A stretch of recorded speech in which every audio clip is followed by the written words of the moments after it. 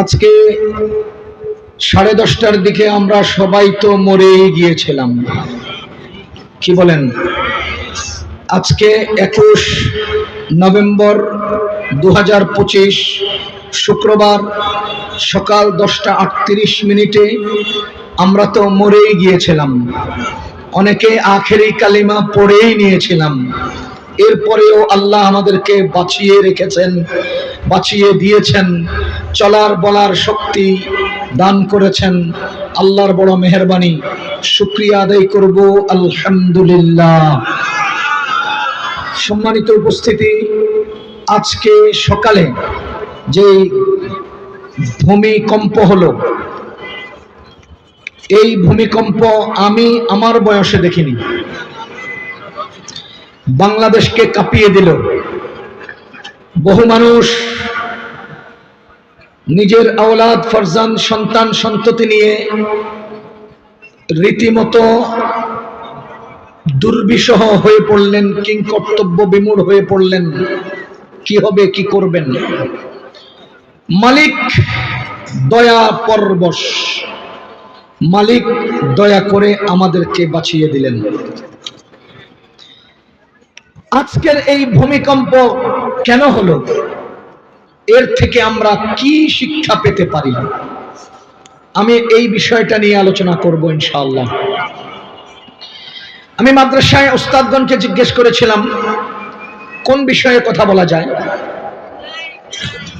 ওনারা আমাকে নির্ধারিত কোনো বিষয় দেননি।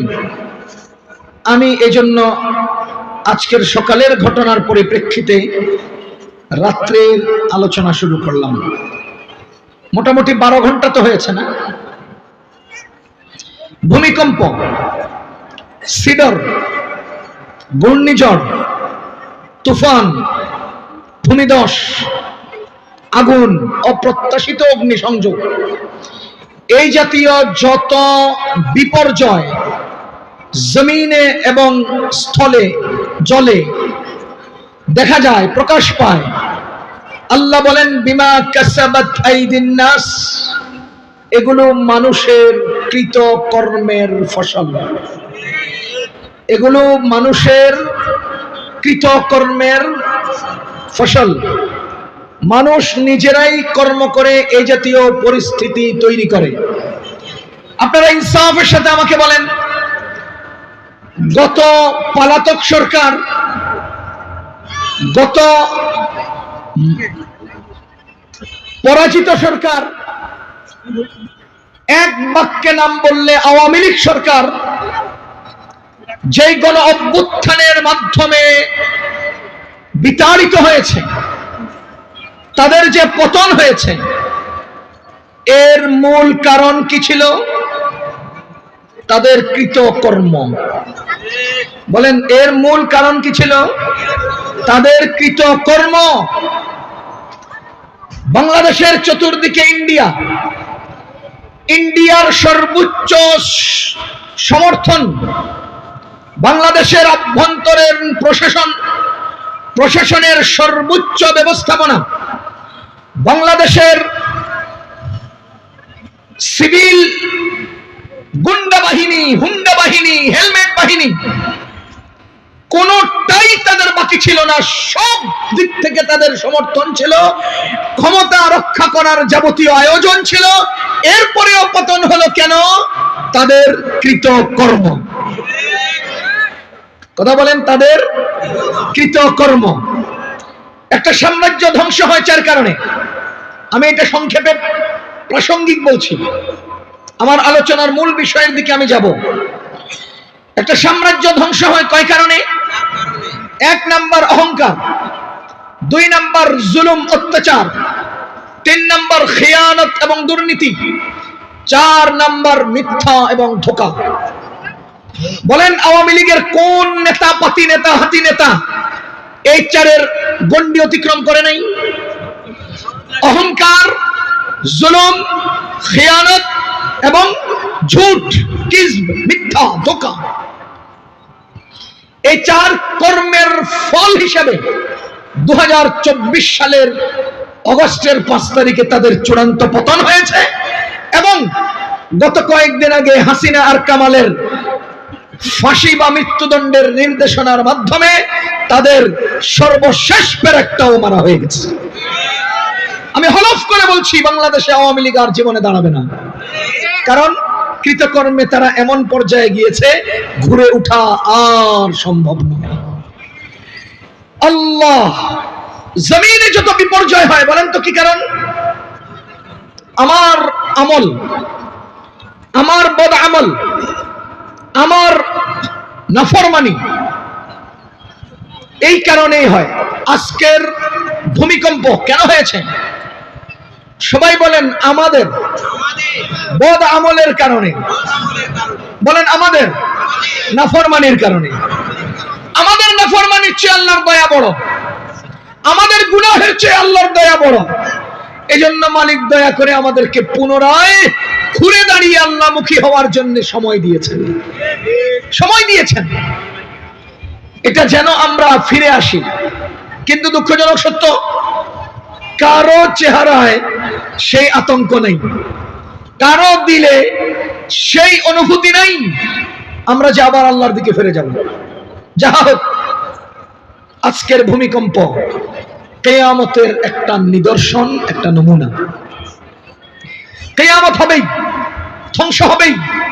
অর্থ অর্থের জায়গায়, টাকা টাকার জায়গায়, বাড়ি বাড়ির জায়গায়, সন্তান সন্তানের জায়গায়, জায়গাত জায়গাদের জায়গায়, ব্যবসা বাণিজ্য ব্যবসা বাণিজ্যের জায়গায়, সব আপন হালতে পড়ে থাকবে।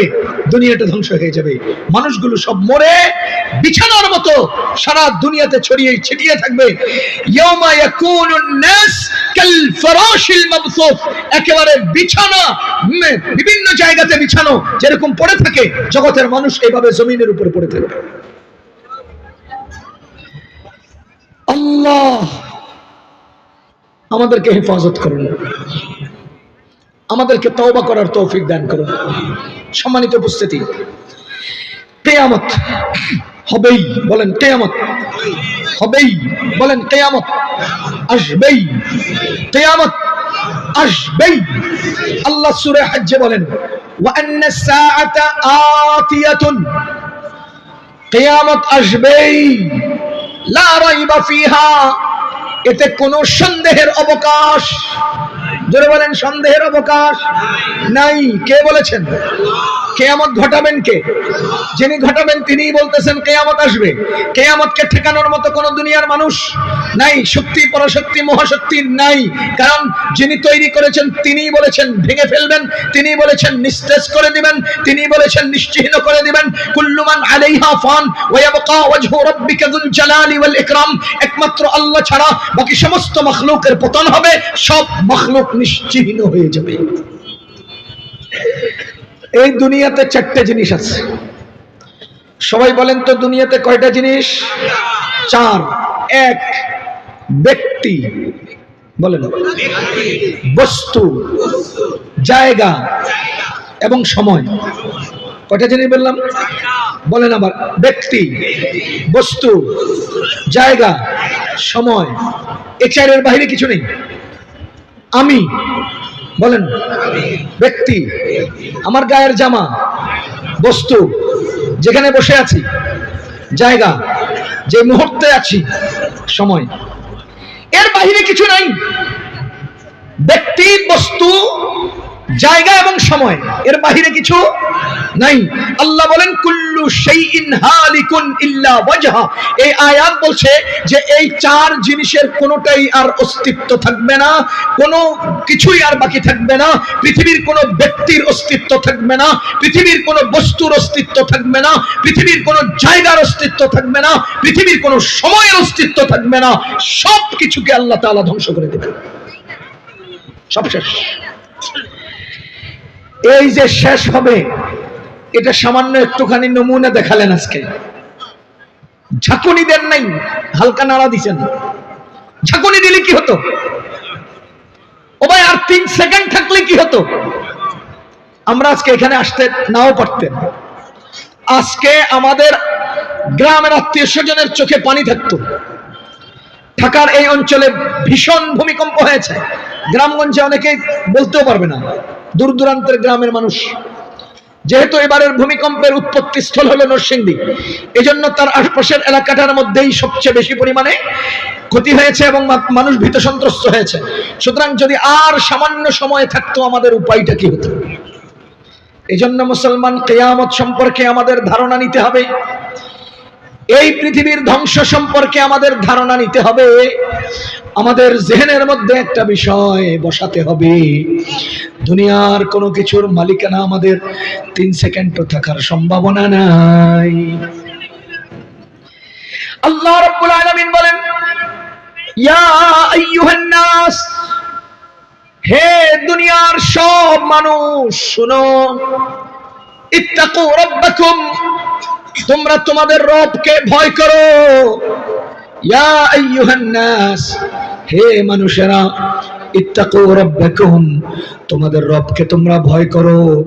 রবকে ভয় করো, বলেন রবকে ভয় করো, বলেন রবকে ভয় করো। রবকে ভয় করার মাসআলায় রব তাকওয়া শব্দটা ব্যবহার করেছেন, কিন্তু আমি অনুবাদ করলাম ভয় করো। বুঝেন ভালো করে, তাকওয়ার অর্থ ভয়, কিন্তু শুধু ভয়কে তাকওয়া বলে না।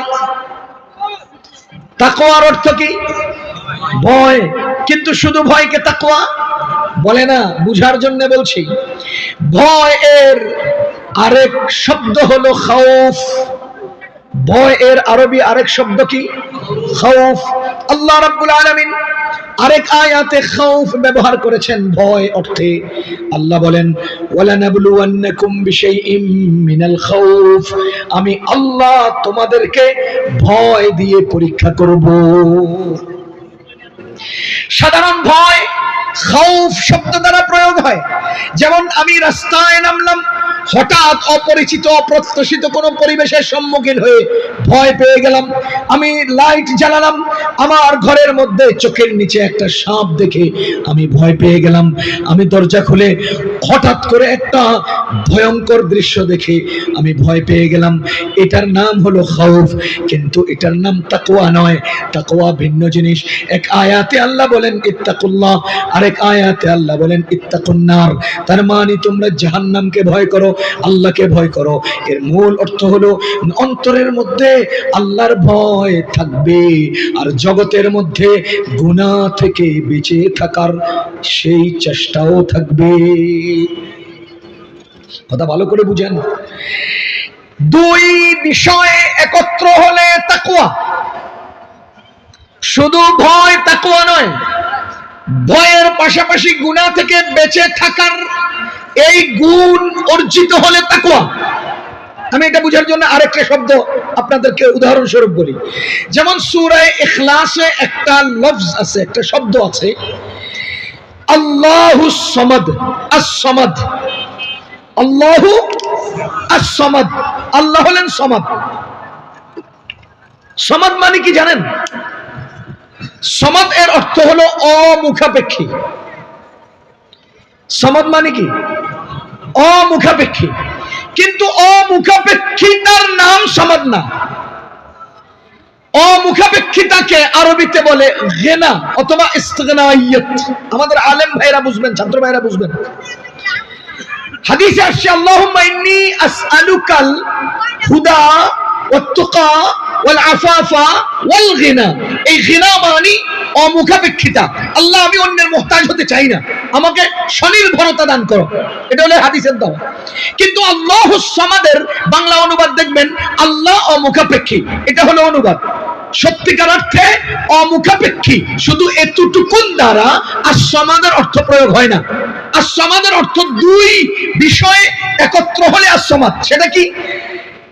তিনি কারো মুহতাজ না, কিন্তু সব কিছু তার মুহতাজ। আল্লাহুস সামাদ কি অর্থ? আল্লাহ অমুখাপেক্ষী, কিন্তু সব কিছু তার মুখাপেক্ষী। এই অমুখাপেক্ষী আর মুখাপেক্ষী দুটোটা অর্থ একাত্র হলে আস-সামাদ হয়। আমি আবার সহজে বুঝাই। বলেন তো, আজকে দুপুরে খানা খাওয়ার জন্য আমি আপনার মুখাপেক্ষী ছিলাম, আপনি আমার মুখাপেক্ষী ছিলেন। তাহলে আপনিও তো মুখাপেক্ষী না হওয়ার কারণে সমদ হওয়ার কথা। আমি এইখানে আসার পেছনে আপনাদের কারো মুহতাজ মুখাপেক্ষী আমি হই নাই। মুখাপেক্ষী না হলে যদি সমাদ হয় তাহলে আমিও তো সমাদ হওয়ার কথা। কথা কি বুঝতেছেন আপনারা? কিন্তু ভালো করে বুঝবেন, আমি মুখাপেক্ষী না, এতটুকুন দ্বারা সমাদ হয় না। সমাদ হয় আমি আপনার মুখাপেক্ষী না কিন্তু আপনি আমার মুখাপেক্ষী, তাহলে অর্থটা হয় সমাদ। এবার বলেন আল্লাহু সমাদ মানে কি? আল্লাহ কারো মুখাপেক্ষী না কিন্তু সব কিছু তার মুখাপেক্ষী। কথা বুঝতেছেন আপনারা? সুতরাং মুসলমান, আমি আপনার মুখাপেক্ষী না, এটার জন্য ঘৃণা অথবা ইস্তেগনাইয়ত, কিন্তু আল্লাহ কারো মুখাপেক্ষী না, সব কিছু তার মুখাপেক্ষী। এই শব্দ বোঝানোর জন্য as-সামাদ, এজন্যই আল্লাহুস সামাদ। আল্লাহ কারো মুহতাজ না, সবকিছু তার মুহতাজ। এতটুকুন হলেই as-সামাদের অর্থ প্রয়োগ হয়। ঠিক তেমনি ভাবে তাকওয়া বলা হয় আল্লাহর ভয় অন্তরে নিয়ে যাবতীয় গুনাহ থেকে বেঁচে থাকা। গুনাহ থেকে বাঁচলাম না, অন্তরে ভয় লালন করলাম, তাকওয়া নয়। অন্তরে ভয় নিলাম না, গুনাহ থেকে বেঁচে রইলাম, তাকওয়া নয়। কথা বুঝতেছেন? গুনাহ থেকে বাইচা রইলাম, আল্লাহর ভয় অন্তরে নাই, তাকওয়া নয়। যেমন এক বেটা মদ খায়, কি খায়? গুনাহ না? ডাক্তারের কাছে গেছে, ডাক্তার কয় আপনি আর মদ খাবেন না। এখন সে মদ খায় না, গুনাহ ছেড়ে দিছে না, এখন গুনাহ করে না। কথা কোন? মদ খায় না মানে কি? গুনাহ করে না। কি কারণে করে না? তাইলে আল্লাহর ভয়ে না ডাক্তারের পরামর্শে? এই গুনাহ থেকে বেঁচে থাকার নাম কি নয়? তাকওয়া নয়। কথা কি বুঝতেছেন? গুনাহ থেকে বেঁচে রইল কিন্তু আল্লাহর ভয়ে না ডাক্তারের পরামর্শে, এটার নাম কি নয়? তাকওয়া নয়। দ্বিতীয় নাম্বার, একজন ব্যক্তি বলে আমি আল্লাহরে খুব ডরাই, আল্লাহরে খুব ডরাই, হারি আমি আল্লাহকে খুব ভয় পাই, আবার টেবিলের তলে দিয়ে আরেকজনের খামন হয়। আল্লাহরেও ভয় পায়, টেবিলের নিচে খামনে, আল্লাহরেও ভয় পায়, আবার কোন চাইল কাটে, আছে না নেই? আল্লাহকেও ভয় পায়, আবার ওজনে কিলোমিটারে নিচে দিয়ে ছোট্ট ফুটা কইরা 50 গ্রাম কমাইয়া 950 গ্রামে কেজি মাইপা দেয়। সমাজে নাই? এটার নাম কি নয়? তাকওয়া নয়। আল্লাহর ভয় অন্তরে আছে কিন্তু গুনাহ থেকে বাঁচে না, এটার নাম তাকওয়া নয়। হে আমার মনে মনে কি কয়? আল্লাহ তো গফুরুর রহিম, আল্লাহ মাফ করে দিবে। আমি একটুখানি 950 দিয়া 1000 গ্রামের তেল লই আর কি, আমি 950 দিয়া কি করি? 1000 গ্রামের টাকা লই, আল্লাহ তো মাফ করে দিবে। খোদার কসম করে বলছি, যারা আল্লাহ মাফ করে দিবে মনে কইরা গুনাহে লিপ্ত হয়, তারা দুইবার জুলুম করে। একবার নিজের উপরে গুনাহ করে জুলুম করে, দ্বিতীয়বার আল্লাহ যে শাস্তি দিবেন এই কথা ভুলে গিয়ে খালি গফুরুর রহিম বলে আল্লাহর শাস্তিকে অস্বীকার করা, এজন্য আল্লাহর উপরে জুলুম করে। আল্লাহ যেমনি ভাবে গফুরুর রহিম, তেমনি ভাবে আল্লাহ বলেছেন ইন্না আযাব রাব্বিকা লাশাদীদ, তোমার রবের আযাব কঠিন। ওয়াইলুল লিল মুতাফফিফিন আল্লাযীনা ইযা ইক্তালু আলান নাসি ইস্তাওফুন ওয়া ইযা কালুহুম আও ওয়াজানুহুম ইখসিরুন। ওই সমস্ত ব্যবসায়ীদের জন্য ধমকি যারা নিতে বেশি নেয় দিতে কম দেয়। নিতে 1150 গ্রামে কেজি মাপে আর দিতে 950 গ্রামে কেজি দেয়। এরকম সমাজে আছে না নাই? মুসলমান ভালো করে বুঝেন, পাল্লার ফাঁক ফুকরার মাঝখান দিয়ে যদি কাস্টমারকে 50 গ্রাম কম দিয়ে কেজির মূল্য নাও, আল্লাহ বলেন ইযা কালু আলান নাসি ইস্তাওফুন ওয়া ইযা কালুহুম আও ওয়াজানুহুম ইখসিরুন। তারা মনে করে আল্লাহ আমারে মাফ করে দিবে। না না না, আয়াতে আল্লাহ তোমার শাস্তি ঘোষণা দিয়েছেন, সুতরাং তুমি মাফ পাইবা। এই কথা বলে আল্লাহর উপরে জুলুম করেছো। এক নম্বরে ওজনে কম দিয়ে জুলুম করেছো, দ্বিতীয় নম্বরে আল্লাহ গফুরুর রহিম বলে আল্লাহর শাস্তিকে অস্বীকার করে জুলুম করেছো। কথা বুঝতেছেন আপনারা? বুঝা গেল? আল্লাহর ভয় অন্তরে থাকতে হবে, পাশাপাশি গুনাহ থেকে বেঁচে থাকার সেই চেষ্টাও থাকতে হবে, তাহলেই তাকওয়া হবে। শুধুমাত্র আল্লাহর ভয় দিয়ে গুনাহ থেকে না বাঁচার নাম তাকওয়া নয়, শুধুমাত্র গুনাহ থেকে বেঁচে থাকা আল্লাহর ভয় না থাকার নাম তাকওয়া নয়। আল্লাহ তাআলা বলেন ইয়া আইয়ুহান নাস, হে দুনিয়ার মানুষেরা, ইত্তাকু রাব্বাকুম, তোমাদের রবকে ভয় করো। ইত্তাকু রাব্বাকুম, তোমাদের রবকে ভয় করো। শুনো শুনো শুনো, ইন্না জালজালাতাস সাআতি শাইউন আযীম, নিশ্চয়ই কিয়ামতের বিভীষিকা মারাত্মক বিভীষিকা, নিশ্চয়ই কিয়ামতের বিভীষিকা ভয়ঙ্কর বিভীষিকা। ইন্না জালজালাতাস সাআতি শাইউন আযীম, নিশ্চয়ই কিয়ামতের বিভীষিকা এক ভয়ঙ্কর বিষয়। মুসলমান, কত ভয়ঙ্কর, কত ভয়ঙ্কর। সারা দুনিয়াতে যে কয়টা ভাষা বর্তমানে আছে, সারা দুনিয়াতে যে কয়টা ভাষা অতীতে চলে গেছে, সারা দুনিয়াতে যতটা ভাষা পৃথিবীতে আসবে, সমস্ত ভাষায় ভয়ঙ্কর বোঝানোর জন্য যে শব্দ ব্যবহার করা হয়েছে, সব শব্দ একত্র করলে যে ভয়ঙ্কর হবে, কিয়ামতের বিভীষিকা তার চেয়ে ভয়ঙ্কর। বুঝতেছেন না আপনারা? ইন্না সাআতা, কি বলে, ইন্না জালজালাতাস সাআতি শাইউন আযীম, নিশ্চয়ই কিয়ামতের বিভীষিকা মারাত্মক বিষয়। এই বিষয়টা প্রকাশ করার জন্য তারপরের আয়াতে আল্লাহ তাআলা তিনটা উদাহরণ দিয়েছেন। এক নাম্বার, আল্লাহ বলেন ইয়াউমা তারাউনাহা তাযহালু কুল্লু মুরদিআতিন আম্মা আরদাত। ইয়াউমা, সেই দিন, কোন দিন? কিয়ামতের দিন। তারাউনাহা, সেই দিনটাকে তোমরা দেখতে পাইবা। তাযহালু কুল্লু মুরদিআতিন আম্মা আরদাত, যে সকল মহিলারা, যে সকল মায়েরা তার সন্তানকে বুকে নিয়ে দুধ খাওয়ায়, ওই সমস্ত মায়েরা তার সন্তানের কথা ভুলে যাবে, সন্তানের খবর থাকবে না। কোন সন্তান? যে সন্তান কোলে মায়ের বুক চষে, এই সন্তান কেউ মনে থাকবে না। খুব ভালো করে বুঝেন, আল্লাহ তাআলা এখানে ঐতিহাসিক উদাহরণ পেশ করেছেন।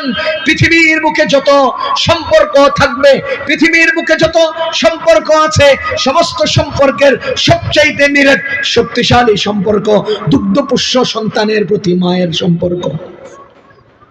যতগুলো আকর্ষণ আছে, আপনার প্রতি আমার আকর্ষণ, আপনার প্রতি আমার আকর্ষণ, আমার প্রতি আপনার ভালোবাসা আকর্ষণ, ছেলের প্রতি, উপযুক্ত ছেলের প্রতি, 10 বছরের ছেলের প্রতি, 50 বছরের ছেলের প্রতি, একটা মায়ের সন্তানের যে আকর্ষণ, এই আকর্ষণ সমান থাকে না। আল্লাহ তাআলা বলেন, দেখো দেখো, যে মা তার সন্তানকে বুকে নিয়ে দুধ খাওয়ায়, মা কুরবান হলেও এই সন্তানের ক্ষতি সাধন চিন্তা করে না, ক্ষতি করতে চায় না, ক্ষতি হতে দিতে চায় না। এমন একটা মা তার সন্তানকে কোলে নিয়ে বাঁচে, সন্তানকে কোলে নিয়ে মরে, সন্তান বাঁচাইয়া নিজে মরে, এরপরেও সন্তানের সম্পর্ক ছাড়ে না, সন্তানের মহব্বত ছাড়ে না। শুনো শুনো, সেই দিন কিয়ামত এমন এক দিবস হবে, যেই দিন দুগ্ধপুষ্য সন্তানকেও মা ভুলে যাবে। তোমার কথা তো মনে থাকার কোনো প্রশ্নই থাকে না। যেই মা সন্তানের দুধ খাওয়ায়, সেই মা তার সন্তানকে মনে রাখবে না, দুনিয়ার আর কার খবর কে নিবে?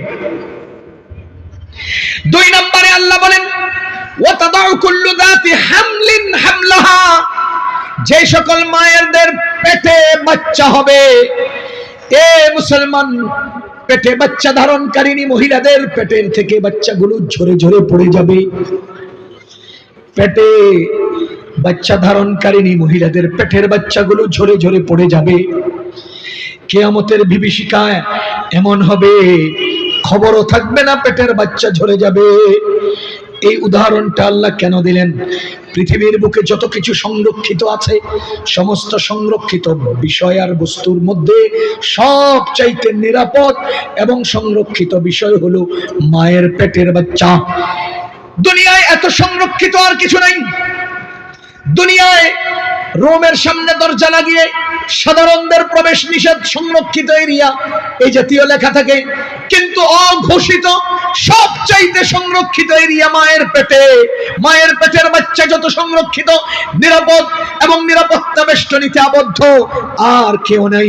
আল্লাহ বলেন, অন্য সবগুলোর হিসাব তো দূরের কথা, নিজের মায়ের পেটে সম্ভাব্য জন্মগ্রহণকারী সন্তান ঝরে নিচে পড়ে যাবে, খবর থাকবে না। 3 নম্বর উদাহরণ দিলেন, ওয়াতারান নাসা সুকারা ওয়া মা হুম বিসুকারা, ওয়ালাকিন্না আযাবাল্লাহি শাদীদ ওয়া তারান নাস সুকারা, মানুষ পাগলের মতো ছুটতে থাকবে। ওয়া তারান নাস সুকারা, মানুষকে দেখবা উদ্ভ্রান্ত, পাগল, কিংকর্তব্য বিমূঢ়, কোন দিক যাবে কোন দিক ছাড়বে এরকম পাগলের মতো ছুটতে থাকবে। আল্লাহ বলেন ওয়ামা হুম বিসুকারা, এরা তো পাগল না, এরা তো পাগল না। ওয়ামা হুম বিসুকারা, এরা তো পাগল না। তাহলে কি? ওয়ালাকিন্না আযাবাল্লাহি লাশাদীদ, কঠিন আযাব তাদেরকে গ্রাস করেছে। মুসলমান, কিয়ামতের বিভীষিকায় মানুষরা আল্লাহর আযাবের শিকার হবে। রাসূল করিম সাল্লাল্লাহু আলাইহি ওয়াসাল্লাম বলেন লা তাকুমুস সাআতু ইল্লা আলা শিরারিন নাস, লা তাকুমুস সাআ ইল্লা আলা শিরারিন নাস, একমাত্র নিকৃষ্ট লোকদের উপরেই কিয়ামত হবে। বলেন কিয়ামত কাদের উপরে হবে? নিকৃষ্ট লোকদের উপরেই হবে। আযাব কাদের উপরে হবে? নিকৃষ্ট লোকদেরই উপরে হবে। ইন্না আযাবা রাব্বিকা লাশাদীদ, নিশ্চয় তোমার আল্লাহর, তোমার রবের আযাব কঠিন। ওয়ামা হুম বিসুকারা, এরা তো পাগল না।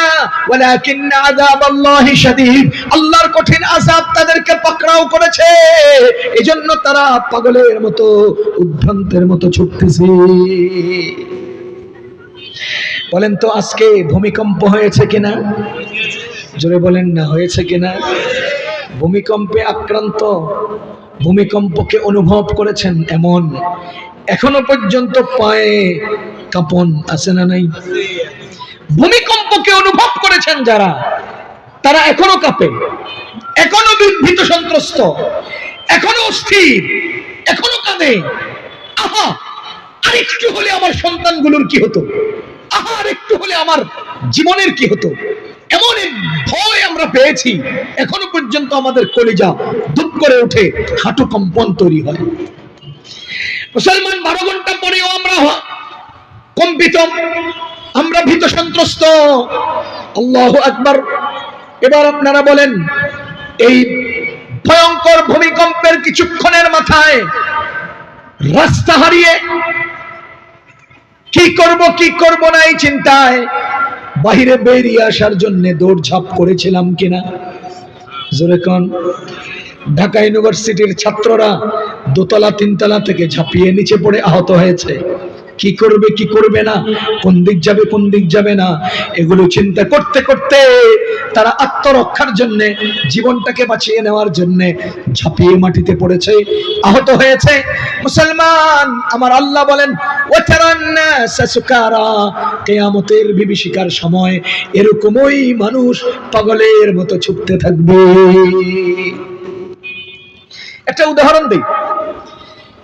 গত কয়েক বছর আগে বাংলাদেশের সাভারে একটা ভবন ধসে পড়েছিল কিনা? সবাই বলেন না, ধসে পড়েছিল কিনা? আচ্ছা, ইনসাফের সাথে নিজের বুদ্ধি দিয়ে একটু বলেন তো, যখন বিল্ডিংটা ধসে পড়তেছে তখন বিল্ডিং এর ভেতরে অথবা সাইডে আশপাশে যারা চা দোকানে বসে গল্প করছেন, আড্ডা দিচ্ছেন, চা খাচ্ছেন, নাস্তা খাচ্ছেন, চা দোকানদারি করছেন, ইনারা সবাই ধসে পড়ার আগে যেভাবে নিশ্চিন্ত এবং আনমনা হয়ে স্বাভাবিক বসেছিলেন, ধসে পড়ার টাইমেও অবিকল সেভাবেই বসেছিলেন না দৌড়ঝাঁপ করেছেন?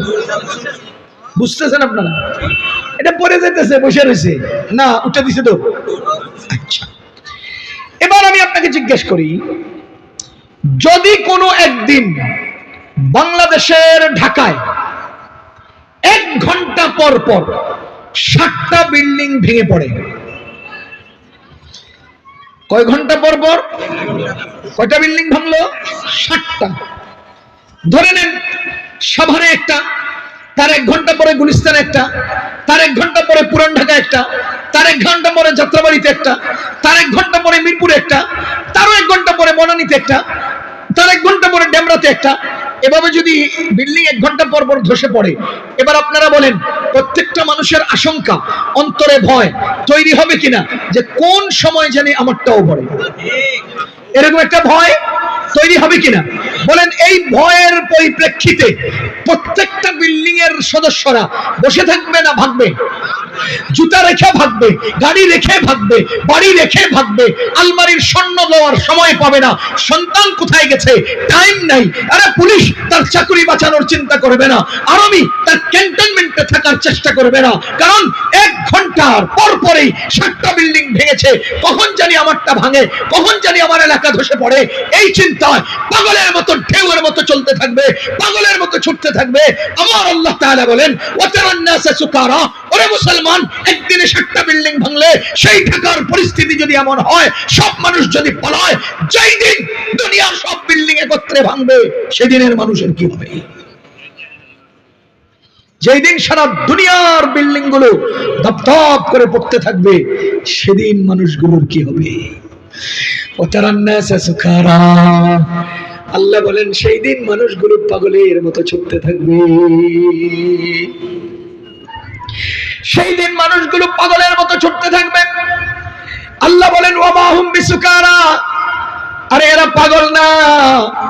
বলেন আজকে যারা দৌড়াইয়া বাহিরে আসছেন পাগল? পাগল কি? ওয়ালাকিন্না আযাবাল্লাহি শাদীদ, আল্লাহর আযাব তাদেরকে পাকড়াও করেছে, এজন্য তারা পাগলের মতো ছুটতেছে। মুসলমান বুঝেন, এই যে দুনিয়া ক্ষণস্থায়ী দুনিয়া, কার মালিকানা? জোরে বলেন না, কার মালিকানা? ইন্নাল আরদা লিল্লাহ, আল্লাহ বলেন জমিন আমার। ইন্নাল আরদা লিল্লাহ, জমিন কার? ইউরিসুহা মান ইয়াশা, যাকে যেই কয়দিন আল্লাহ চান ওয়ারিশ বানান। ইউরিসুহা, এই জমিনের ওয়ারিশ বানান, মান ইয়াশা, যাকে চান, যে কয়দিন চান। এবার বলেন জমিনের প্রকৃত মালিক কে? আমি মালিক না ওয়ারিশ? আমি মালিক না ওয়ারিশ? ওয়ারিশ বানাইলেন কে? যিনি ওয়ারিশ বানাইলেন তিনি যেই দিন চাইবেন আমার থেকে নিয়ে যাইবেন। ও ভাই, আপনার জীবনে জমিন ছিল, বিক্রি করছেন, আছে না? আছে কিনা? তো যেই জমিন আপনি মালিক থাকাকালে বিক্রি করে হাতছাড়া হলো, ঠিক সেই জমিন ধসে গিয়েও তো হাতছাড়া হতে পারে, হাতছাড়াই তো হবে। তো এটা বিক্রির মাধ্যমে হাতছাড়া হলো, কোনটা ধসে গিয়ে হাতছাড়া হলো, কোনটা নদীর ভাঙ্গনে হাতছাড়া হলো, কোনটা আগুনে পুড়ে হাতছাড়া হলো, কোনো কিছু এমনি এমনি হাতছাড়া হয়ে গেল, হতে তো পারে। সুতরাং ইউরিসুহা মান ইয়াশা, কাকে কয়দিন ওয়ারিশ বানাবেন সেটা আল্লাহই ভালো জানেন। সুতরাং জমিন আল্লাহর, এখানে আমার কিছু নাই, আমার কিছু নাই। আমার আল্লাহ বলেন কিয়ামত হবেই, কিয়ামত আসবেই, কিয়ামতের বিভীষিকা ভয়ঙ্কর বিভীষিকা। আল্লাহ বলেন ইদা জুলজিলাতিল আরদু জিলজালাহা, যখন নাকি দুনিয়া ফেটে চৌচির হয়ে যাবে। ইদা জুলজিলাতিল আরদু জিলজালাহা ওয়া আখরাজাতিল আরদু আসকালাহা ওয়া ক্বালাল ইনসানু মা লাহা, জমিনের ভিতর থেকে সবকিছু যখন বের হতে থাকবে, মানুষ বলবে এগুলো কি হচ্ছে? আল্লাহ বলেন আল কারিআতু মাল কারিআ ওয়া মা আদরাকা মাল কারিআ ইয়াউমা ইয়াকুনুন নাসু কাল ফারাশিল মাবথুর। আরে এমন একটা দিন আসবে যেই দিন মানুষগুলো বিছানার মতো জমিনে পড়ে থাকবে। ওয়া তাকুনুল জিবালু কাল ইহনিল মানফুশ, পাহাড়গুলো তুলার মতো উঠতে থাকবে, পাহাড়গুলো তুলার মতো উঠতে থাকবে। শিমুল তুলার টুকরা হাতের উপরে নিয়ে ফু দিলে যেভাবে উড়ে যায়, কিয়ামতের সংগঠনে আমার আল্লাহর ইশারায় পাহাড়গুলো এইভাবে উঠতে থাকবে। কিয়ামত কিভাবে হবে? আল্লাহ বলেন নুফিখা ফিস সূর, সিংগায় ফুৎকার দেওয়া হবে। নুফিখা ফিস সূর, সিংগায় ফুৎকার দেওয়া হবে। ফাসাইকা মান ফিস সামাওয়াতি ওয়া মান ফিল আরদ, আসমানে জমিনে যা কিছু আছে সব কিছু ধ্বংস হয়ে যাবে, ধসে ধসে পড়ে যাবে। ইদা সামাউন ফাতারাত, আসমানগুলো ধসে পড়বে। ইদা শামসু কুফিরাত, সূর্য আলো শূন্য হয়ে যাবে। ওয়া ইদান নুজুমুন কাদারাত, আকাশের নক্ষত্রগুলো ঝরে ঝরে বিক্ষিপ্তভাবে পড়তে থাকবে। ও মুসলমান, কিছুই দুনিয়াতে থাকবে না, কিছুই দুনিয়াতে থাকবে না। কুল্লু শাইইন হালিকুন ইল্লা ওয়াজহা, একমাত্র আল্লাহ ছাড়া আর সব কিছু ধ্বংস হয়ে যাবে। কুল্লু শাইইন, লফজু কুল লফজু জামআ ইয়াশতামিলু জামিআল আফরাদ। কুল্লুন শব্দটা সমস্ত আফরাদকে শামিল করে, সুতরাং খালেক ছাড়া সমস্ত মখলুককে আল্লাহ ধ্বংস করে দেবেন। নুফিখা ফিস সূর, সিংহায় ফুৎকার দেওয়া হবে।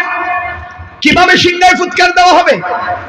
হাদিস শরীফের বর্ণনা আসছে, রাসূল করিম সাল্লাল্লাহু আলাইহি ওয়াসাল্লাম বলেন, সিংহায় যখন প্রথম ফু দেওয়া হবে, এক মজাদার, এক শান্তিময়, এক সুমধুর, এক হৃদয়গ্রাহী, চিত্তাকর্ষক, চমৎকার আওয়াজ বেরিতে থাকবে, আওয়াজ আসতে থাকবে। আহ, কি মজার সুর রে, কি মজার সুর। মানুষ জানালা খুলে বাহিরে দেখবে আওয়াজটা কোত্থেকে আসছে। মানুষ ঘর থেকে বেরিয়ে মাঠে ময়দানে রাস্তাঘাটে এসে দেখতে থাকবে কে এই সুরে সুরে আওয়াজ দিচ্ছে। মানুষ এই সুরের প্রতি আকৃষ্ট হবে, সুরকে শুনতে চাইবে, সুরকে শুনতে থাকবে। এই সুর মজাদার থেকে চটকদার হবে, চটকদার থেকে ভয়ঙ্কর হবে। ধীরে ধীরে সাউন্ড বাড়তে থাকবে, মানুষের কর্ণকুহরে পৌঁছতে থাকবে।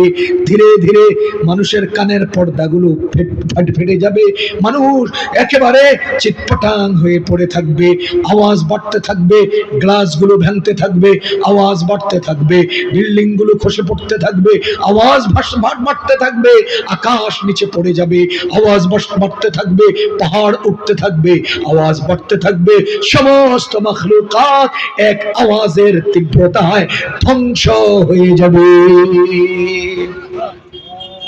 নুফিখা ফিস সূর, সিংহায় ফুৎকার দেওয়া হবে।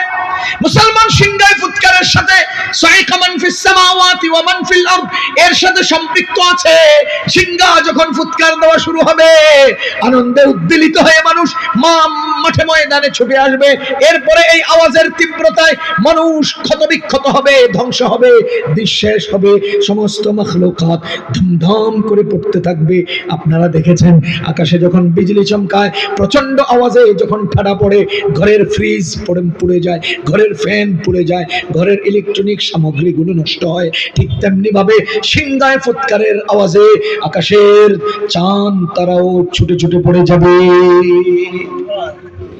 জমিন কার? ধ্বংস করবেন কে? কবে করবেন? যেই দিন তার মনে চায়, যেই দিন দুনিয়াতে তাকে ডাকার কেউ থাকবে না, সেই দিন দুনিয়া থাকার দরকারও থাকবে না। আমি একটা উদাহরণ দেই। নবীজি বলেন, লা তাকুমুস সাআতু হাত্তা ইউকালু আল্লাহ আল্লাহ। একজন ব্যক্তি আল্লাহ আল্লাহ বলার লোক থাকলে কিয়ামত হবে না। একজন ব্যক্তি ঈমানওয়ালা থাকলে কিয়ামত হবে না। আরে ঈমানওয়ালা লাগবে, বলেন তো কি ওয়ালা? ঈমানওয়ালা আল্লাহ বলতে হবে। শুধু মুখ দিয়ে আল্লাহ বললেই দুনিয়া বেঁচে যাবে এমন না। দেখেন না, এখন অনলাইনে একটা স্লোগান শুনি, আই লাভ মোহাম্মদ। বুকের মধ্যে লাগায় আই লাভ মোহাম্মদ, হিন্দুরাও লাগায় আই লাভ মোহাম্মদ। এই আই লাভ মোহাম্মদের কোনো দাম আছে যদি ঈমান না থাকে?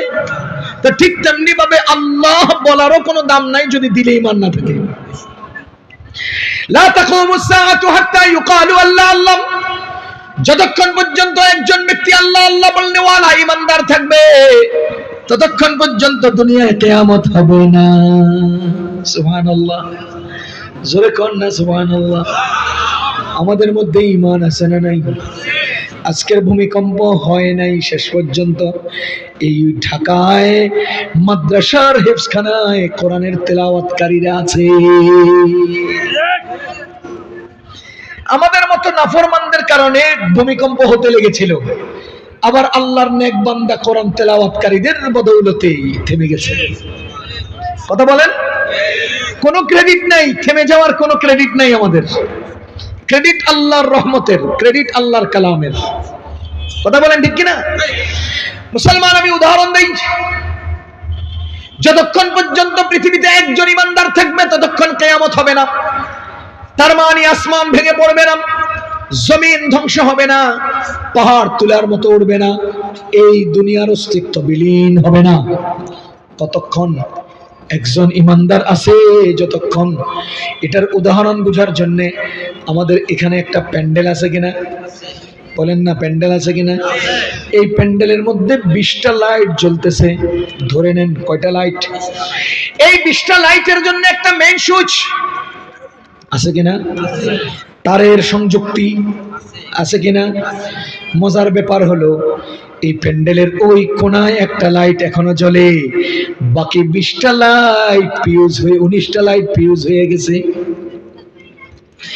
এখনো পর্যন্ত একটা লাইট জ্বলে, ওই লাইটটাই জ্বলছে, আর বাকি সব ফিউজ।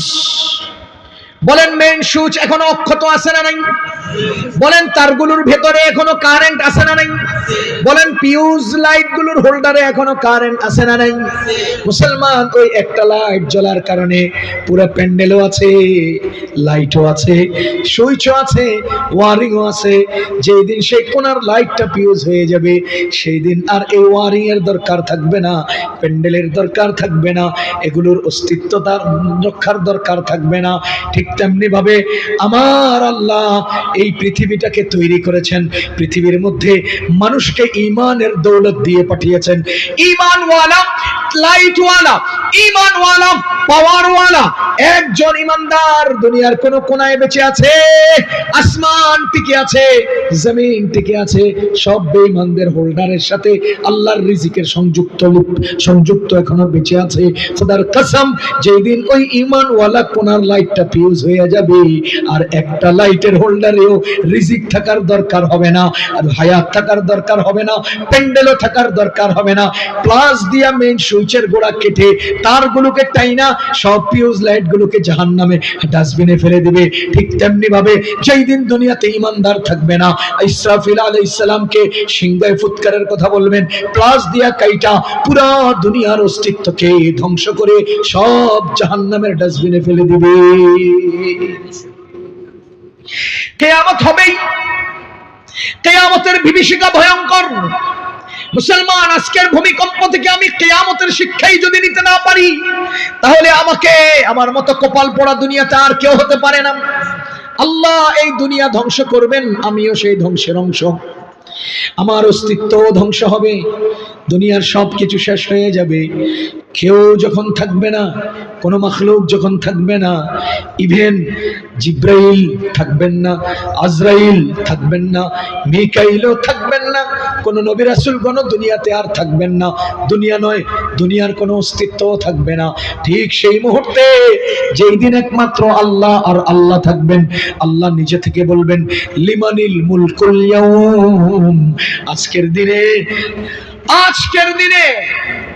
সমস্ত আধিপত্যকার আল্লাহ নিজেই জিজ্ঞেস করবেন, আজকের দিনের আধিপত্যকার, আজকের দিনের সাম্রাজ্যকার, আজকের দিনের ক্ষমতাকার। কেউ তো নাই উত্তর দেওয়ার মতো, আল্লাহ নিজেই উত্তর দিবেন, লিল্লাহিল ওয়াহিদুল কাহ্হার। সর্বোচ্চ পরাক্রমশালী মহান একক আল্লাহ। সেই দিনের একক ক্ষমতা থাকবে কার? আল্লাহ। মুসলমান, বেশি দিন নাই, সেই দিন অতি নিকটে। আমাদের নবীজি এইভাবে আঙ্গুল দেখাইয়া বলেন, আনা ওয়াসাতু কাহাতাইন। আমি আর কিয়ামত এমন পাশাপাশি, আমি আর কিয়ামত এমন পাশাপাশি। তার মানে বেশি দিন নাই, কিয়ামত কাছে এসে গেছে। কিয়ামত কাছে এসে গেছে, তবে কবে হবে? ও ভাই, কিয়ামত কবে হবে? সবাই এক বাক্যে উত্তর দেন, আল্লাহই ভালো জানেন। কিয়ামত কবে হবে? এটা আকীদা, এগুলো আকীদা। কিয়ামত কবে হবে আল্লাহই ভালো জানেন, পৃথিবীর কেউ জানে না। যদিও দুনিয়ার কিছু বৈজ্ঞানিকরা আমাদেরকে শুনিয়েছিল কিয়ামত 2001 সালের মে মাসের 5 তারিখে হবে। আপনাদের যাদের বয়স হয়েছে আপনারা 20 বছর আগের এই ঘোষণার কথা মনে থাকবে। আপনার মনে আছে 2001 সালের মে মাসের 5 তারিখে কি হবে? কিয়ামত হবে। ঘোষণা কে দিছে? আমেরিকার নাসা বৈজ্ঞানিকরা দিছে। আমেরিকার নাসা হলো আমেরিকান মহাকাশ বৈজ্ঞানিক। কি বৈজ্ঞানিক? মহাকাশের বৈজ্ঞানিক। যতই বিজ্ঞান চর্চা করো, প্রথম আসমানের উপরে তো আর যেতে পারে না। কি বলেন? হেরা 7 আসমানের উপরে, সিদরাতুল মুনতাহার উপরের আরশে আজিমের মালিক আল্লাহ যা জানেন ওরা এটা জেনে নিয়েছে। কি রে মুসলমান, কিয়ামত কবে হবে? সবাই বলেন। সুতরাং বৈজ্ঞানিকদের কথা সত্য নয়। কি বলেন? মিথ্যা। আমি এখানে একটা গুরুত্বপূর্ণ প্রাসঙ্গিক প্রশ্নের জবাব দিই। বিজ্ঞানকে আমি কতটুকুন সাপোর্ট করি, বিজ্ঞানকে আমি কতটুকুন বিশ্বাস করি, বিজ্ঞান আমার দৃষ্টিতে কতটুকুন শক্তিশালী, যুক্তিসঙ্গত, এই প্রশ্নের জবাব হলো পৃথিবীর যে কোনো বৈজ্ঞানিকের বিজ্ঞান এবং গবেষণা যদি আমার কোরআনের মুওয়াফিক হয়, মুওয়াফিক বুঝেন, সামঞ্জস্যপূর্ণ হয়, ইয়া আমার কোরআনের মুওয়াফিক মানে যদি সমর্থবোধক হয়, একই অর্থের হয়, কোরআন যা বলছে তাদের বিজ্ঞানের রিপোর্ট তাই বলছে, যদি বিষয়টা এমন হয় এবং আমার কোরআন বুঝার জন্য তাদের বিজ্ঞানের থিওরি উপকারী হয়, আমার কোরআন বুঝার জন্য যদি তাদের বিজ্ঞানের থিওরি আমার জন্য উপকারী হয় এবং কোরআন বুঝতে সহজ হয়, তাহলে তাদের বিজ্ঞানকে আমি মানি, বিশ্বাস করি, সাধুবাদ জানাই, সমর্থন করি। পক্ষান্তরে কোন বৈজ্ঞানিকের বিজ্ঞান, কোন গবেষণা যদি আমার কোরআন বিমুখ হয়, কোরআন বিরোধী হয়, কোরআনের সাথে সামঞ্জস্যপূর্ণ হয়, যদি কোরআনের সাথে বিপরীতমুখী হয়, খোদার কসম আমি আমার এই টিস্যু পেপারের মর্যাদাও ওই বিজ্ঞানের পেপারকে দিতে চাই না। টিস্যু পেপারের তো একটা দাম আছে। যেই বিজ্ঞান কোরআন মুখালিফ, কোরআনের বিরোধী, সেই বিজ্ঞানের পেপারের দাম আমার কাছে টিস্যু পেপারের দামও নাই। কথা কি বুঝতেছেন আপনারা? সুতরাং ডারউইনের মতবাদ মানুষ বানর থেকে হয়েছে, জাফর ইকবালদের মতবাদ মানুষ বানর থেকে হয়েছে, কোরআন বলে মানুষ আদম থেকে হয়েছে। সুতরাং কোরআনের কথা বিশ্বাস করব, জাফর ইকবাল এবং ডারউইনের মতবাদ ডাস্টবিনের নিচে ফেলে দেব। এখানে আরেকটা বিষয় স্পষ্ট করতে চাই। আপনাদের সমাজের কিছু লোক বলেন আলেমরা বিজ্ঞান জানে না, অথচ কোরআন বিজ্ঞানময়। কোরআনের মধ্যে বিজ্ঞানের অভাব নাই, আলেমরা বিজ্ঞান জানে না। এই প্রশ্ন আপনাদের মধ্যে আছে কিনা? আলহামদুলিল্লাহ, আমি এই প্রশ্ন মাথা পেতে নিতে রাজি।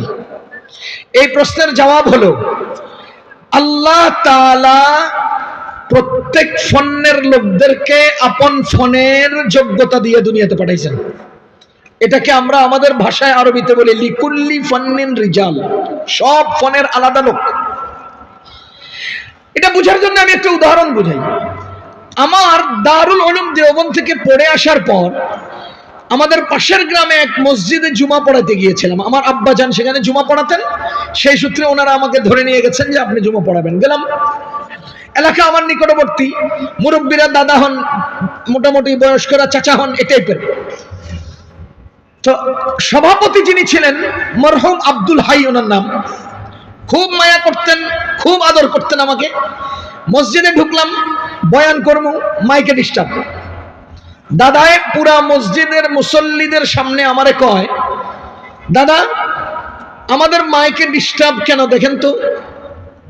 আমি বললাম যে আমি কি মাইকের মিকান নেই? আমি মসজিদের মাইক কেমনে ডিস্টার্ব হলো, কেন ডিস্টার্ব হলো আমি কেমনে জানি? উনি সব মানুষের সামনে আমাকে প্রশ্ন করলেন, তো আপনি কিসের মুফতি সাহেব হইছেন যে মাইক ঠিক করতে পারেন না? আপনারা কি বুঝতেছেন আমার প্রশ্নটা? আপনি কিসের মুফতি সাহেব হইছেন মাইক ঠিক করতে পারেন না? পরে আমি দাদাকে বললাম, দাদা আমি হেদায়েত কিতাব পড়ছি, হেদায়েত কিতাবের প্রত্যেকটা মাসআলার জবাব দেওয়া হয়েছে দুই ভাবে, তাসলিমি জবাব, ইনকারি জবাব। আমি আপনার এই প্রশ্নের জবাব দেব দুই ভাবে, তাসলিমি জবাব, ইনকারি জবাব।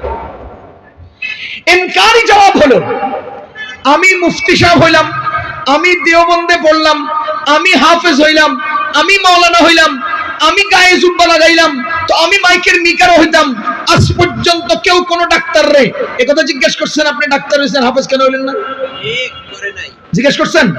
তা আমি মুফতি হইলাম, মাইকের মিকার কেন হইলাম না, এই প্রশ্ন কেন জিজ্ঞেস করবেন? আমি আলেম হইয়া মাইকের মিটার কেন হবো না, এই প্রশ্ন কেন জিজ্ঞেস করবেন? আমি আলেম হইয়া বৈজ্ঞানিক কেন হবো, এই প্রশ্ন কেন জিজ্ঞেস করলেন? কোন বৈজ্ঞানিকের তো আজ পর্যন্ত জিজ্ঞাসা নাই তুই বৈজ্ঞানিক হলি হাফেজ কেন হইলি না, জিজ্ঞাসেন? আমি জুব্বা গায়ে দিয়েছি দেখে আমার দোষ, আমি আলেম হইছি দেখে আমার দোষ। কোন ইঞ্জিনিয়ার আজ পর্যন্ত আলেম কেন হইলি না, এই প্রশ্নের সম্মুখীন হয় না। কোন ডাক্তার আজ পর্যন্ত হাফেজ কেন হইল না, এই প্রশ্নের সম্মুখীন হয় না। আমি আলেম বৈজ্ঞানিক কেন হইলাম না, এই প্রশ্নের সম্মুখীন আমি কেন হতে হবে? এরে মিয়া, লিকুল্লি ফান্নিন রিজাল, প্রত্যেক মানুষের জন্য আল্লাহ তাআলা আলাদা আলাদা লোক বানায় রেখেছে। কথা বলেন। সুতরাং দাদা আপনি কৃষক হইয়া কেন আলেম হইলেন না, এই প্রশ্ন আমার কাছে থাকবে। এই মসজিদের মধ্যে 100, 200, 500 লোক বসে আছেন, এদের মধ্যে কেউ মাইকের মিকার কেন হলো না, এই প্রশ্ন আমি করলে কি উত্তর দিবেন? এদের মধ্যে কেউ আজকে জুমার নামাজ পড়ানোর ইমাম হইল না, কেন হইল না, এই প্রশ্নের জবাব দিলে আপনি কি উত্তর দিবেন? আমি ইমামও হইতাম, আমি মাইকে কথাও কইতাম, আমি মাইকটাও ঠিক করতাম, আমি আবার ওই সমস্যাও দূর করতাম, তা আপনি খালি বুড়া আঙ্গুল সুস্থেন নিয়ে আইছেন? আপনি দুনিয়াত কিনলে আইছেন? তাই আপনি দুনিয়াত কেন আইছেন? সব আমি করতাম। কথা কি বুঝতেছেন আপনারা? আমারে কেন জিজ্ঞেস করবেন বৈজ্ঞানিক কেন হইলেন না? বৈজ্ঞানিকরা জিজ্ঞাইতেলেন না হুজুর ফরজ কয়টা? কেউ জিজ্ঞাইব না। এটা 2 নাম্বার, আমার আল্লাহ রাব্বুল আলামিন, এটা তাসলিমি জবাব। 2 নাম্বার, আমার আল্লাহ তাআলা সব কাজের জন্য আলাদা লোক বানাইছেন। আমি পুকুরে নাইমা 3 ডুব দিলে আমার ঠান্ডা ধরে, আর নদীতে মাছ ধরার জেলেরা 3 দিন লাগাতার ডুবাইলেও ঠান্ডা ধরে না। কিরে ভাই, ঘটনা এমন কেন? এমন কেন? কারণ লিকুল্লি ফান্নিন রিজাল, ওদেরকে আল্লাহ বানাইছেন ডুবাইয়া মাছ ধরবি, আর আমারে কইছেন তুই শুকনার মধ্যে কাম কইরা বাজারে যাইয়া ওদের ধরা মাছ কিনা খাইবি। বুঝেন নাই? আমিও মাছ ধরবো, জেলেরাও ধরবে, তুমিও ধরবা, তো ধরা মাছগুলো খাইব কে? আমিও ধরলাম না, জেলেরাও ধরলো না, কেউ ধরলো না, তো উপরের মানুষগুলো মাছ পাইব কই? বুঝেন নাই? সবাই ধরলে মাছ রাখবো কই, সবাই না ধরলে মাছ পাইব কই? এজন্য এক গ্রুপ নদীতে ধরবে, এক গ্রুপ শুকনার কাজ করবে আর বাজারে কিনা খাবে। ঠিক তেমনি ভাবে আমার আল্লাহ আমাকে বানাইছেন আলেম, আমারে বানাইছেন কোরআনওয়ালা, আমাকে বানাইছেন মসজিদওয়ালা। আমি মসজিদের এয়ার কন্ডিশনে বসে এমন আমল করব যার দ্বারা আল্লাহকে পাবো, যার দ্বারা আখিরাত পাবো। ও মিয়া, ওরা আমার গোলাম হয়ে মোবাইল ফোন বানাবে, আর আমি 2 পকেটে 2টা একত্রে ব্যবহার করব। হ্যাঁ, ডিস্টার্ব ফালায় দিয়ে নতুন 2টা লেমু এরা বানায় বানায় দিব, আর আমি এয়ার কন্ডিশনে ইবাদত করব, মার্কেট থেকে আইনা ব্যবহার করব। আল্লাহ এমনিই বানাইছে, আল্লাহ এমনি তৈরি করছে। আপনার সমস্যা কি? আমার মোবাইল বানানোর দরকার না, ব্যবহার করা দরকার। আমার নদীতে মাছ ধরার দরকার না, দস্তরখানে মাছ পাওয়া দরকার। তো দস্তরখানে মাছ তো আমার কাছে আছে, আপনি আমার খালি খোঁচা দিয়ে কোন আপনি বৈজ্ঞানিক হলেন না কেন? আপনি আমারে জিজ্ঞেস করেন আপনি মোবাইল বানাইলেন না কে? এখানে বাজার নাই, আটি বাজার। এই বাজারের মধ্যে যারা মোবাইল ফোন খোলে আর লাগায়, মানে সার্ভিসিং করে, বানাইছে চায়নাওয়ালারা। এখানে স্ক্রু খুলছে, এখানে তাতাল দিয়ে ঝালাই দিছে, এখানে আবার স্ক্রুটা লাগাইছে। দেখেন এরকম সার্ভিসাররা পর্যন্ত নামাজ পড়তে পারে না, বানাইতে গেলে তো উপায় কি হতো? এই জন্য যারা নামাজ পড়ে না হে করে দিয়া বানায়, যারা নামাজ পড়ে এরা দস্তরখানে বিছিয়ে বিছিয়ে ব্যবহার করে। রদিনা কিসমাতাল জব্বারি ফিনা, রদিনা কিসমাতাল জব্বারি ফিনা, লানা ইলমুন ওয়ালিল আফাকি মালু, লানা ইলমুন ওয়ালিল জুহালি মালু। মুসলমান, আমাদেরকে ইশকাল করেন, আলেমরা বিজ্ঞান জানে না। আমি আপনাদেরকে রহস্য শুনে রাখি, মনে রাখবেন, দুনিয়ার সব বৈজ্ঞানিকদের বিজ্ঞান প্রথম আসমানের নিচে, দুনিয়ার সব বৈজ্ঞানিকদের বিজ্ঞান জমিনের উপরে। আর আল্লাহ আমাদেরকে এমন কোরআনের আয়াত দিয়েছেন, আল্লাহর রাসূল মেরাজের ঘটনায় প্রথম আসমান, দ্বিতীয়, তৃতীয়, চতুর্থ, পঞ্চম, ষষ্ঠ আসমান, জান্নাত, জাহান্নাম, সিদরাতুল মুনতাহা, আরশে আজিম পর্যন্ত সশরীরে সফর করার মাধ্যমে এমন কিছু বর্ণনা শুনিয়েছেন যা পৃথিবীর কোনো বৈজ্ঞানিক বর্ণনা দিতে পারে না। সুতরাং তোমাদের বিজ্ঞান প্রথম আসমানের নিচে, আমাদের বিজ্ঞান প্রথম আসমানের উপরে। যেখানে তোমাদের বিজ্ঞান শেষ, সেখান থেকে আমাদের বিজ্ঞান শুরু। তোমাদের বিজ্ঞানের থিওরিগুলি পরিবর্তনশীল, আমাদের রাসূলের বর্ণনা পরিবর্তনশীল নয়। আমাদের বর্ণনা শক্তিশালী, কোটি কোটি বর্ণনার উপরে আমাদের বর্ণনা শক্তিশালী, কারণ আমরা বর্ণনা পেয়েছি নবীজির কাছে। ওমিয়া, মানুষ মারা গেলে কবরে কি হবে দুনিয়ার কোনো বৈজ্ঞানিক বলতে পারে না, আমরা বলতে পারি। যেখানে তোমাদের বিজ্ঞান শেষ, সেখান থেকে আমাদের বিজ্ঞান শুরু। আমগরে কয় বিজ্ঞান পারি না, তুই যে তায়াম্মুমে 3 ফরজ পারস না, তুই পানি না পাইলে উযু কেমনে করস? আমগো মক্তবে এসে পিচ্ছি একটারে ক শেক্সপিয়ারের নাম ক, হে কোন দেশের এটা ক? আল্লাহ সারাইছে আমার পিচ্ছি যদি কইতে অযুক্ত কয় ফরজ ক, হেতের ফাতনা ভেঙানো শুরু হইতো। যার সাবজেক্ট তাকে সেটা জিজ্ঞেস করবা, আমারে আমার সাবজেক্ট নিয়ে জিজ্ঞেস করো। ফজরের নামাজ ঠিক আছে, আলহামদুলিল্লাহ। যোহরের নামাজ ঠিক আছে, আলহামদুলিল্লাহ। তা আমারটা তো আমার জায়গা ঠিক আছে, আমি তো 100% সাকসেসফুল। ব্যর্থ তো তুমি, ব্যর্থ তো তোমরা। জানেন যাদেরকে আজকে আমরা পাগড়ি দিয়েছি, তারা কি শিখেছে, কি ইলম অর্জন করেছে? খোদার কসম, দুনিয়াতে ইলম হলে কোরআনের ইলম, কোরআনের ইলমের বাহিরে কোনো ইলম নাই। দুনিয়ার সমস্ত শিক্ষার, শিক্ষিতদের, শিক্ষা অর্জনকারীদের সব শিক্ষার সিলেবাস পরিবর্তনশীল। আমাদের কোরআনের শিক্ষার ১৫০০ বছর থেকে অক্ষত, অবিচল, অপরিবর্তনশীল। বলেন, ভাষার পরিবর্তনে শিক্ষার সিলেবাস পরিবর্তন হয় কিনা? অঞ্চলের পরিবর্তনে শিক্ষার সিলেবাস পরিবর্তন হয় কিনা? কথা কয় না। সরকারের পরিবর্তনে সিলেবাস পরিবর্তন হয় কিনা? গত সরকারের সিলেবাস আজকে আছে, বাংলাদেশের সিলেবাস ইন্ডিয়াতে আছে, আমেরিকান ইংলিশ সিলেবাস বাংলায় আছে। তাহলে ভাষার পরিবর্তনে সিলেবাস পরিবর্তন, আরে অঞ্চলের পরিবর্তনে সিলেবাস পরিবর্তন, সরকারের পরিবর্তনে সিলেবাস পরিবর্তন।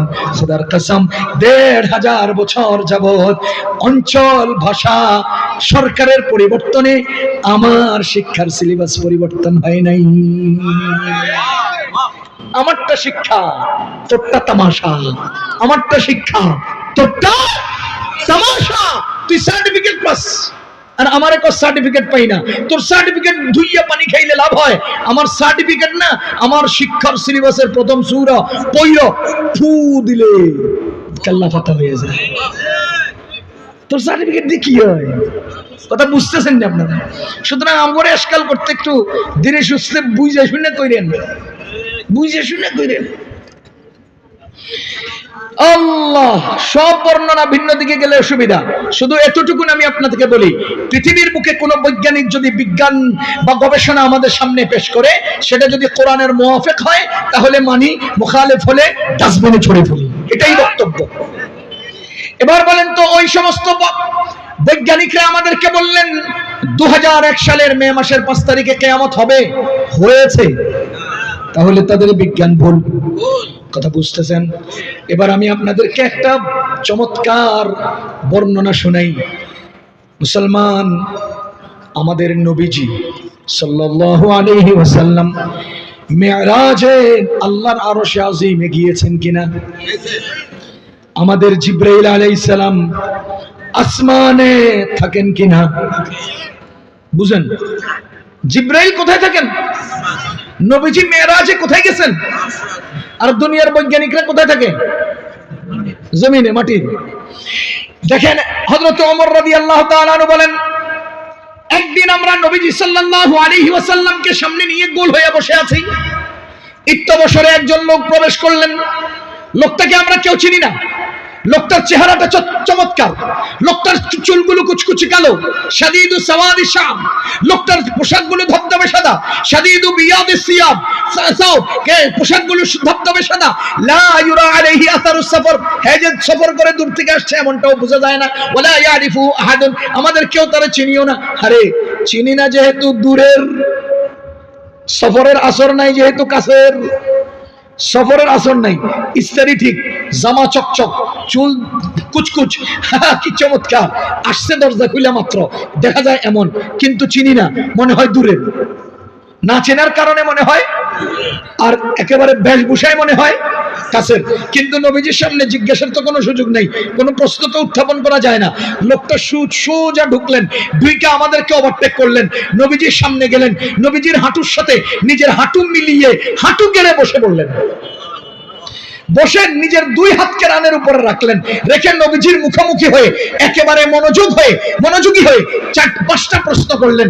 এর মধ্যে প্রথম প্রশ্ন ছিল, ইয়া রাসূলুল্লাহ, ইসলাম কাকে বলে?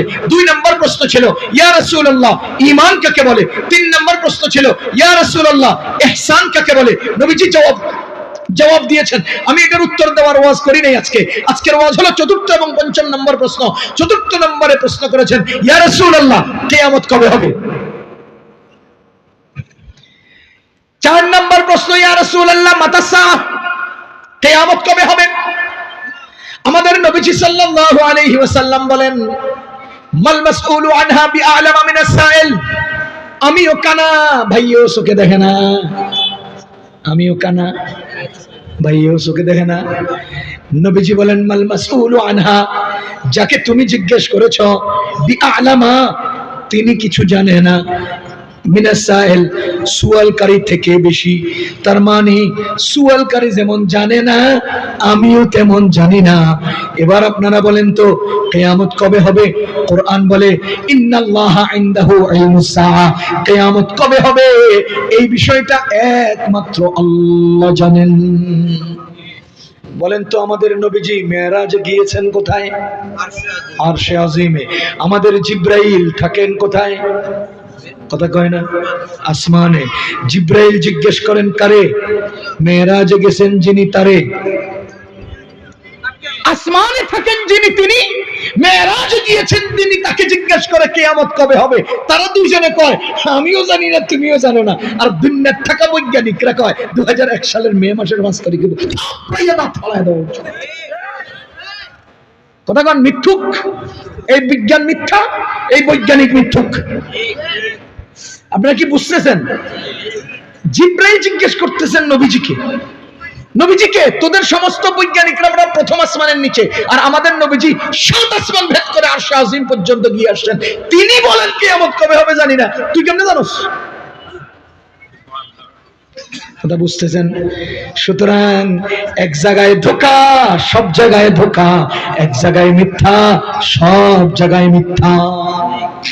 বুঝতেছেন নি আপনারা? এবার আরেকটা বুঝাই, আরেকটা পয়েন্ট উল্লেখ করি। মঙ্গল গ্রহ নামে কোন গ্রহের নাম আপনারা শুনেছেন? এই মঙ্গল গ্রহে নাকি জায়গা বিক্রি হইতেছে, মানুষে নাকি বাড়িঘর করব। আমি এক ম্যাগাজিনে পড়েছি, মঙ্গল গ্রহ পৃথিবী থেকে 4,42,00,000 মাইল দূরে। পৃথিবী নামক গ্রহ থেকে কত কোটি কত লাখ মাইল দূরে? 4,42,00,000 মাইল দূরে। আমেরিকান নাসারা নাকি মঙ্গল গ্রহে ফেনিক্স পাঠাইছে। মঙ্গল গ্রহে প্রথম যে যন্ত্র পাঠাইছে এটার নাম ছিল ফেনিক্স। মঙ্গল গ্রহে পরের যে যন্ত্র পাঠাইছে এটার নাম ছিল রোভার। আল্লামা তকি উসমানী সাহেব কিতাবে লিখেছেন, আমেরিকায় রোভার একবার পাঠাইতে যে খরচ করে, এই খরচ যদি আমেরিকার দরিদ্রদের মধ্যে বন্টন করে দিত তো পুরো আমেরিকায় কোনো দরিদ্র লোক থাকতো না। একবারের খরচ। সেই রোভার আমেরিকা মঙ্গল গ্রহে পাঠাইছে, ফেনিক্স পাঠাইলো। বুঝলাম এই প্রসঙ্গে আরো বিশ্লেষণ আছে, ছোট্ট করে একটা কই। একবারের ঘটনা, 1997 সালে নভেম্বরের শেষ দিকে ফেনিক্স একটা হারায় গেছে মঙ্গল গ্রহে। কি হারায় গেছে? ফেনিক্স। কোথায় হারাইছে? মঙ্গল গ্রহে। আমি হতভম্ব হয়ে গেলাম। ইস্তেমার মাঠে লাখ লাখ মানুষের মধ্যে 1-2 জন হারায় যায়। মঙ্গল গ্রহে ফেনিক্স গেলই একটা, হারাইলো কেমনে? বুঝেন নাই? লাখ লাখ মানুষের মাঝখানে হারাই গেছে, পাই না, ভিড়ের মধ্যে। তা আছে কয়টা? তো এটা হারাইলো কেমনে? এটা দেখলে তাকালি দেখা যাওয়ার কথা। ও বুঝা লাইছি, তার মানে হেরা যে যন্ত্র দিয়ে এটারে নিয়ন্ত্রণ করতেছে, এই ফেনিক্স যন্ত্রের আওতার বাইরে গেছে গা, এর মানে হলো হারাই গেছে। তার মানে তোমার এলেম সীমিত, আমার আল্লাহর এলেম অসীম। বুঝেন নাই শিক্ষাটা? রোববার পাঠাইছে, রোববারের মধ্যে রোবটিক হাত আছে। এই হাত থেকে এরা রোবটে কি করছে, একটা মাটি গভীর দিকে মাটি হাত ঢুকাইছে, ওখান থেকে একটু মাটি উঠেছে, মাটি একটা গ্লাসের উপর রাখছে, ওই গ্লাস থেকে সামান্য একটু ধোঁয়া বাইরেছে। এবার এরা আমেরিকার বিশাল এয়ার কন্ডিশন রুমের মধ্যে বড় বড় ডিসপ্লের মধ্যে দেখতেছে যে রোববার মঙ্গল গ্রহে অবতরণ করেছে, সেখান থেকে একটু মাটি তুলেছে, সামান্য যন্ত্রের উপরে রেখেছে, সেখান থেকে একটু ধোঁয়া উড়েছে, তার মানে মঙ্গল গ্রহে পানি পাওয়া গেছে। আল্লাহ তারা তালি দিয়ে বিশাল করে একে অন্যকে কাঁধে কাঁধ মিলিয়ে রাস্তায় নেমে মিছিল করে এরপরে মিষ্টি বিতরণ করছে। রোববার মঙ্গল গ্রহে পানির সন্ধান পেয়েছে, সুতরাং সেখানে মানুষ থাকতে পারবে।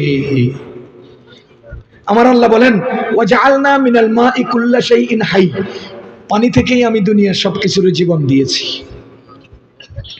তো তোরা মঙ্গল গ্রহে ফেনিক্স পাঠাইয়া রোববার পাঠাইয়া যা বাইর করছস, আমরা কোরআন শরীফে এটা 1400 বছর আগে নাজিল করা পেয়ে গেছি।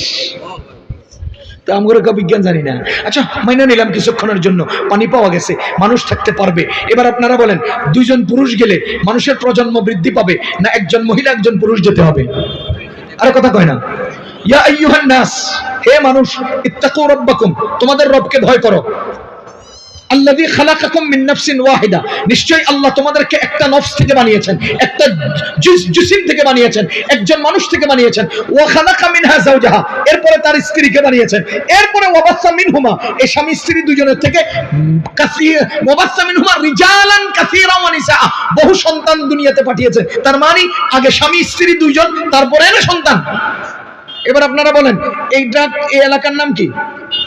কেরানীগঞ্জ। এটা কি কেরানীগঞ্জের এলাকায়? এখান থেকে কোনো একজন পুরুষের মহিলা একসাথে সফর করে চট্টগ্রাম গেলে বেড়া কোন রকম টাইট থাকলে বেড়ি কাটতে দিত না? কথা বলি, এই দুর্বল বেড়ি এটারে 4,42,00,000 মাইল দূরে নিয়ে আপনি ফালাইয়া এরপরে যদি গঞ্জে সন্তান প্রজনন দিতে থাকো, এরপরে পুরো মঙ্গল গ্রহকে আবাদ করতে থাকো, আমি তো মনে করি কয়েক লাখ মাইল যেবার পরে বেড়ি কাটতে মইরা সুটকি হয়ে যাবো। কথা কয় না?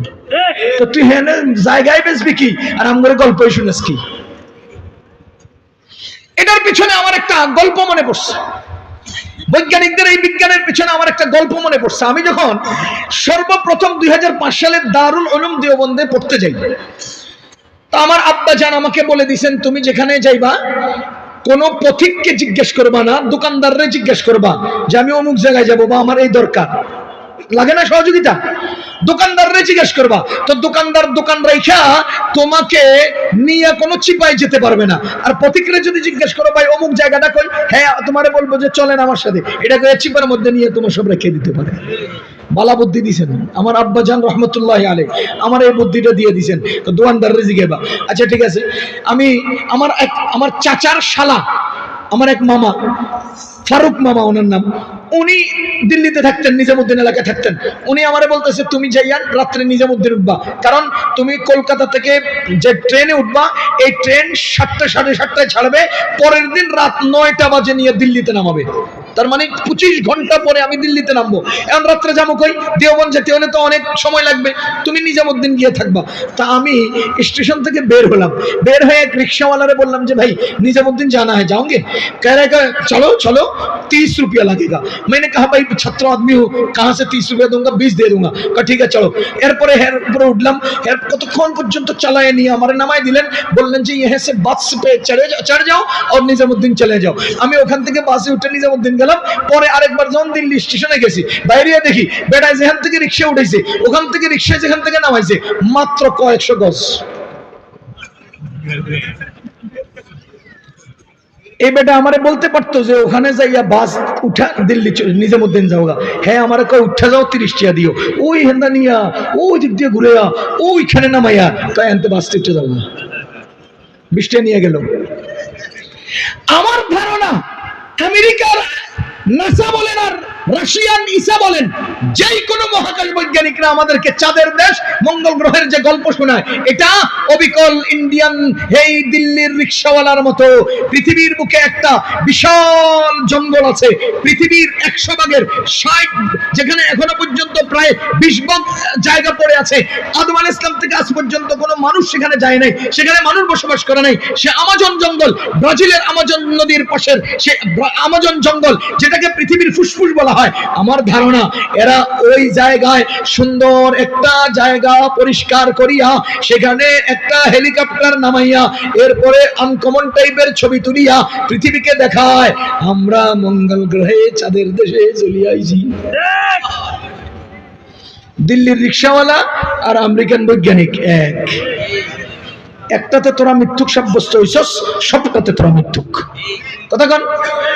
সুতরাং আমাদের বই পুস্তকের মধ্যে যে বিজ্ঞানগুলো আপনাদেরকে শেখায়, এই বিজ্ঞানের চেয়ে কোটি কোটি শক্তিশালী এবং সত্য এবং রহস্যময় বিজ্ঞান কোরআনে আছে না নাই? আছে। দেখাই দিতে বললে আমরা দেখাই দেব, পড়তে বললে পড়ে শোনাবো। আমার রাসূল বলেন কিয়ামত কবে হবে জানি না, জিবরাইল আলাইহিস সালাম বলেন কিয়ামত কবে হবে জানি না, আর দুনিয়ার বৈজ্ঞানিকরা কয় 2001 সালের মে মাসের 5 তারিখে কিয়ামত হবে। সুতরাং তাদের এই বক্তব্য ভুল, আমরা এই জাতীয় বক্তব্যকে নিতে রাজি না। এবার বলেন, জিবরাইল আলাইহিস সালাম যখন প্রশ্ন করলেন, ইয়া রাসূলুল্লাহ কিয়ামত কবে হবে, নবীজি বলেন আমিও জানি না, তুমিও জানো না। জিবরাইল আলাইহিস সালাম এরপরে প্রশ্ন করেন, ইয়া রাসূলুল্লাহ তাহলে আপনি আমাকে আরেকটা বিষয় বলে দেন, ওয়ামা আমারাতুহা, কিয়ামতের আলামত গুলো কি? যখন কিয়ামত কবে হইব জানেন না, তো কিছু হাল হাকিকত এমন বলেন দেখলে যেন মেডার কিয়ামত হইব কাছাকাছি, মানুষটা বুড়ো হয়ে গেছে, বেশি দিন বাঁচবো না, বুঝা যায় না? তাইলে এটা একটা আলামত, বেশি দিন বাঁচতো না। কি গণ? আজকের ভূমিকম্পে বিল্ডিংটা ফেটে গেছে, বুঝে গেছে আর বেশি দিন টিকতো না, বুঝা যায় না? হযরত জিবরাইল আলাইহিস সালাম বলেন, ইয়া রাসূলুল্লাহ ওয়ামা আমারাতুহা, যদি কিয়ামত কবে হয় না জানি, তবে কিয়ামতের একটু আলামত বলেন।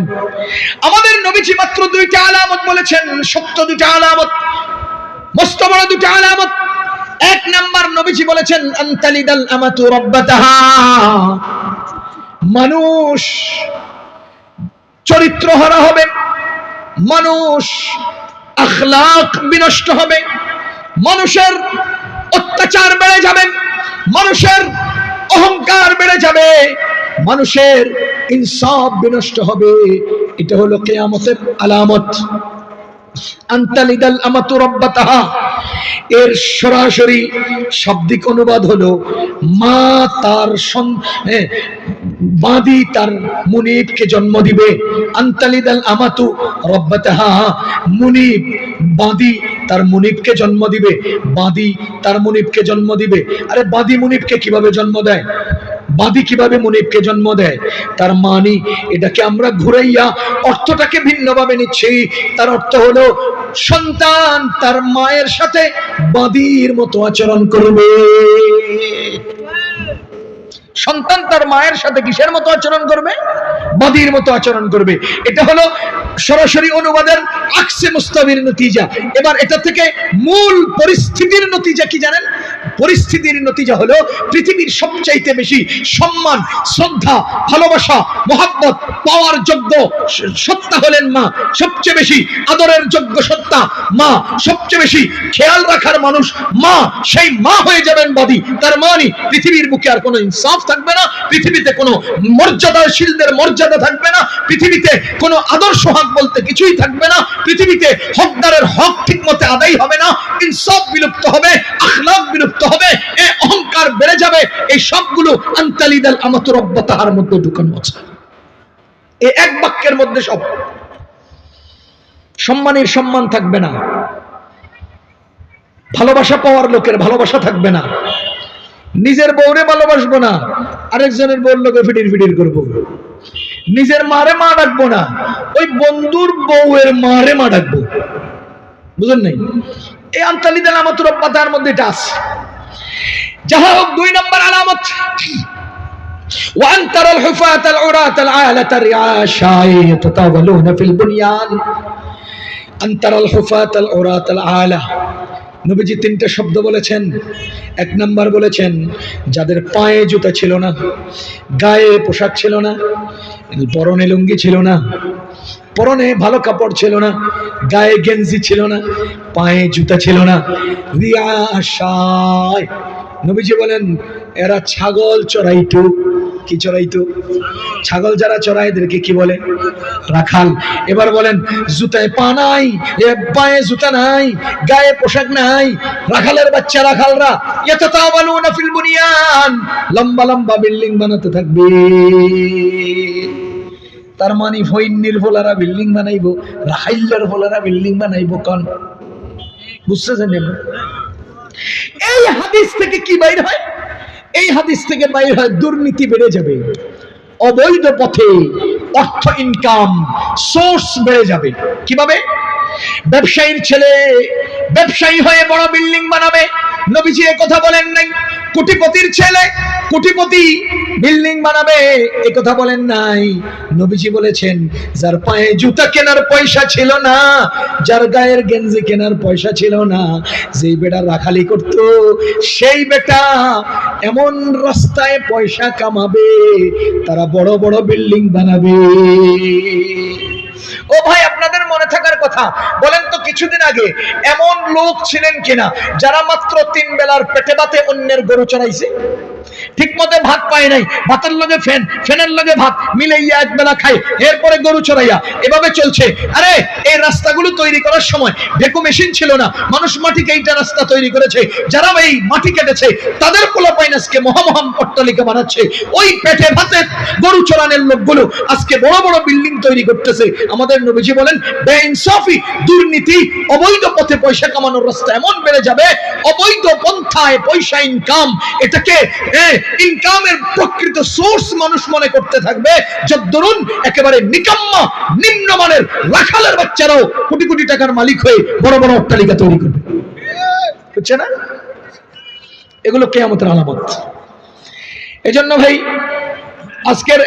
আজকের এই ভূমিকম্প আমাদেরকে কিয়ামতের কথা মনে করিয়ে দেয়।